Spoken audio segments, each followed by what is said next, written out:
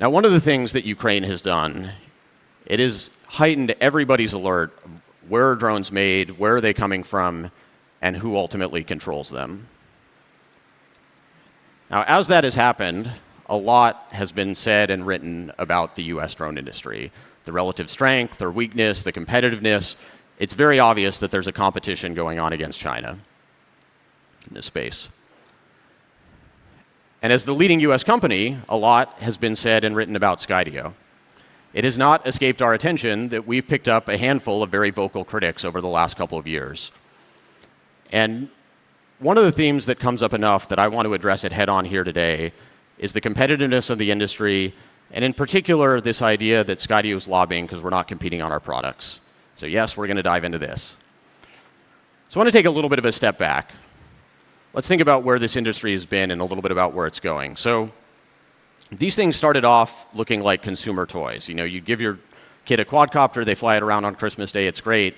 But there's just no question now that this is essential technology for our most critical industries. We've seen it here today, we see it out there in the world, and as important as drones are now, they're only going to become more important because we're still living in this kind of one-to-one manual world where you might have one operator flying one drone, you've got one drone per 1,000 soldiers. We're headed to the opposite of that. We're headed towards a future where one person can command and operate 10, 100, 1,000 drones. Now, to accept a future where we're dependent on our geopolitical adversaries for technology this critical would be completely insane. And that's not a Skydio opinion. This is consensus opinion among the US government, and it goes back almost 10 years, starting in 2017. So 10 plus agencies have either banned these drones or voiced serious concerns about the national security implications, the cybersecurity implications, spans multiple presidential administrations. Now, yes, Skydio does have a lobbying team. When we speak up on this issue, we believe in long transition periods, funding to help ease the pain for customers that have built programs on Chinese technology. But I'll tell you, most of what that team is focused on is budgets for our customer to build and scale programs. In fact, the example you saw from Bethel, Alaska earlier, that was supported by a grant that we advocated for along with our customer. And then we're also working on the regulatory frameworks that make drones more useful in more places, like the waiver that we were able to get in partnership with NYPD.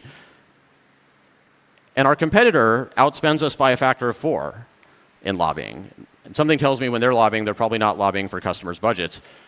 But the truth is, this is a much bigger issue than just the two of us. This spans every critical industry. It spans telecommunications equipment, chips, social networks, cars, raw materials like steel, ports, cranes. It really doesn't matter what Skydio or DJI has to say. This is a global issue. It's about competitiveness. It's about national security. And it's starting to take on an air of inevitability. But the inevitability doesn't mean it's not painful. You know, there's people out there that have built businesses around and on top of Chinese systems. They're proud of the work that they've done, and they should be. There's nothing wrong with that. But I can tell you where our focus is. Our focus is on the future. And we believe the potential of this industry is 10x where it is today. I really believe we're still in the first or second inning.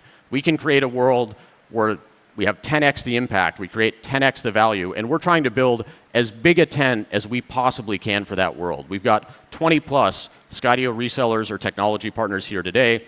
We've got 2,000 customers around the world. We've got hundreds of other partners that we're working with all over the place. And the thing that we're most focused on is the products and innovating to build this future. We've talked about a lot of this here today. We announced Dock for X10, Skydio Connect Fusion, Pathfinder, DFR Command. These are just a few examples. We're pushing the state of the art as fast as we can to pull this future forward. And we know everything's not perfect. We've talked about that here today as well. Sometimes innovation is 2 steps forward, 1 step backward. When we make a mistake, we're going to fix it, we're going to find it, we're going to figure out what went wrong, and we're going to do everything we can to make sure it doesn't happen again. Is Skydio the underdog? Yeah, I think you'd have to say that we may still be the underdog. I think the US may still be the underdog. But from a historical perspective, betting against US innovation in aerospace is a losing proposition. That's right. This is the country that invented the airplane. This is the country that ramped aircraft production to help win World War II. This is the country that broke the sound barrier, put a man on the moon. After we were originally behind in the space race, we caught up and won. got to the moon first, pioneered commercial space flight, commercial space travel. Now, the future of aviation is about electrification and autonomy, and the leading edge of electrification and autonomy is drones. The leading edge of drones is dock and remote operations. This is the future right here, and the stakes are high. We have an opportunity to keep our community safer, help keep the lights on, help to secure our nation. And ultimately, it all comes back to the people. And I can tell you, when the people at Skydio wake up every day, we're focused on making our products better and making you more successful. It is such an honor for us to partner with you on this journey. Thank you so much for joining us at Skydio Ascend, and I can't wait to see you out there in the field.